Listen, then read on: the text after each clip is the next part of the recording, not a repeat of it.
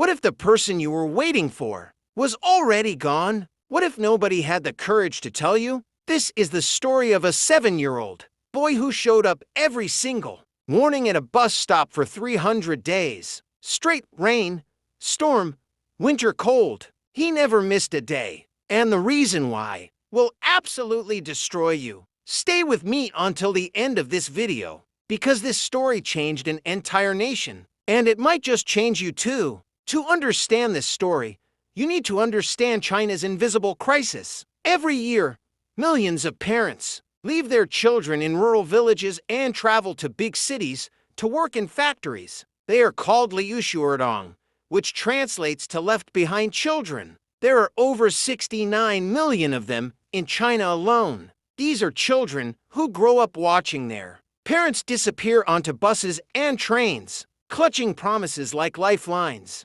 I'll be back for your birthday. I'll send money every month. One day, I'll take you to the city with me. Most parents mean every single word. But life doesn't always cooperate with promises. Ziwei was born in a small rural village in Hunan province. He was the only child of a young mother named Emi Lin, a woman who was described by neighbors as gentle, hardworking, and full of laughter. His father had left when Ziwei was just 2 years old and never returned. So it was always just the two of them, mother and son, living in a small concrete house with a leaking roof and a garden where Emi Lin grew sweet potatoes. By every material standard, they were poor, but Ziwei didn't know that. All he knew was that his mother sang to him every night, that she saved the best portions of food for his plate, that she called him little son, because she said he was the only brightness in her world. They were, by every emotional standard,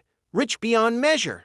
In January 2019, Emi Lin sat her son down with a serious face. "Little son," she said, holding both his small hands in hers, "Mama needs to go to the city to work. We need money for your school fees, for food, for a better life." Ziwei, just 7 years old, looked at her with wide, serious eyes. "When will you come back?" he asked. Emi Lin smiled, though her eyes were wet. "As soon as I save enough money. A few months, maybe by summer. I will come back on bus number 47.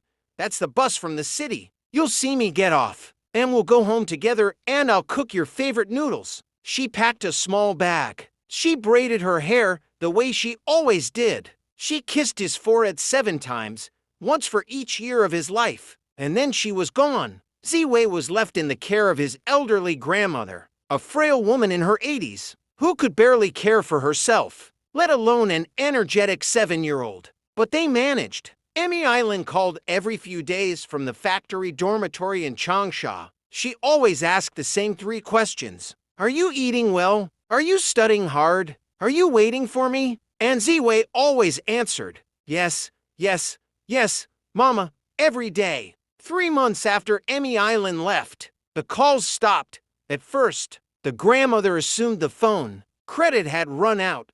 It happened often with migrant workers. She waited another week, then 2, then a month. Still nothing. She had no way to contact the factory. She couldn't read well enough to write a letter. She had no smartphone, no internet, no way to reach out to anyone in the city. So she waited, and Ziwei, he didn't know any of this was happening. All he knew was that bus number 47 came every morning at 7:15 a.m., and his mother had promised she would be on it. So every single morning, Ziwei woke up before sunrise, put on his school uniform, picked up his small backpack, and walked 800 meters down the dusty road to bus stop number 47. Don't miss the concluding part. Subscribe to Bytes of Fiction Official now and turn on notifications so you'll be the first to watch the finale. Like, comment, and share with your friends for more captivating stories and animations.